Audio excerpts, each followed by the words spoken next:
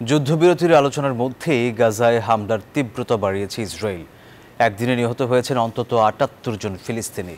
এই ভয়াবহ হত্যাযজ্ঞের মধ্যেই শুরু হচ্ছে যুদ্ধবিরতি আলোচনা। হামাসের পর এবার ইসরায়েলেও আলোচনায় প্রস্তুত। কাতারে একটি প্রতিনিধি দল পাঠানোর সিদ্ধান্ত নিয়েছে তারা। এদিকে মধ্যপ্রাচ্যে শান্তি ফেরানোর ডাক দিয়ে নেতানিয়াহু বিরোধী বিক্ষোভে নেমেছেন খোদ ইসরায়েলিরাই।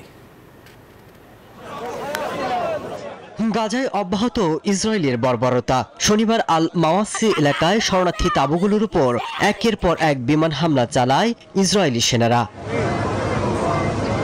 ফিলিস্তিনের অবরুদ্ধ গাজা উপত্যকায় মানবিক সহায়তা নিতে গিয়ে প্রাণ হারাচ্ছেন শত শত ফিলিস্তিনি। খাদ্য, পানি আর ঔষধের চরম সংকটের মধ্যে যারা বেঁচে থাকার আশায় সহায়তা নিতে যাচ্ছেন, তারাই আজ সহিংসতার শিকার হচ্ছেন। এরই মধ্যে আগামী সপ্তাহের ভেতর যুদ্ধবিরতি চুক্তির বিষয়ে আশাবাদী ডোনাল্ড ট্রাম্প। তবে এই যুদ্ধবিরতির খসড়ায় থাকছে বেশ কয়েকটি শর্ত। হামাস বলছে তারা 10 জন জীবিত ইসরায়েলিকে মুক্তি দেবে। যুদ্ধবিরতি চুক্তির প্রথম দিন থেকে শুরু করে বন্দী এবং 18 জন বন্দীর মরদেহ ফিরিয়ে দেওয়া হবে। এই চুক্তি অনুযায়ী গাজায় অত্যন্ত প্রয়োজনীয় সহায়তা পৌঁছানোর সুযোগ দেওয়া হবে। বান্ডেল থাকলে প্রতি সেনমানিতে টাকা বাঁচবে। বিকাশ সেনমানি বান্ডেল কিনে জিতুন প্রতি লেনদেনে। সেই সাথে সেনাদের ফিরিয়ে নেবে তেল আবিব।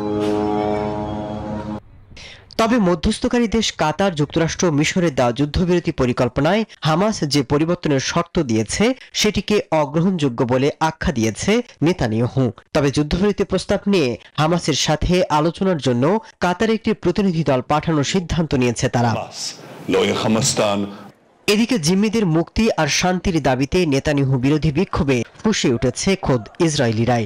তারা বলছেন ক্ষমতায় টিকে থাকতেই নেতানিয়াহুর এই আয়োজন। এবারে যুদ্ধবিরতি আলোচনা যেন ফলপ্রসূ হয় সেই আহ্বানও জানাচ্ছেন ইসরায়েলিরা। মাসুদ রানা, নিউজ 24।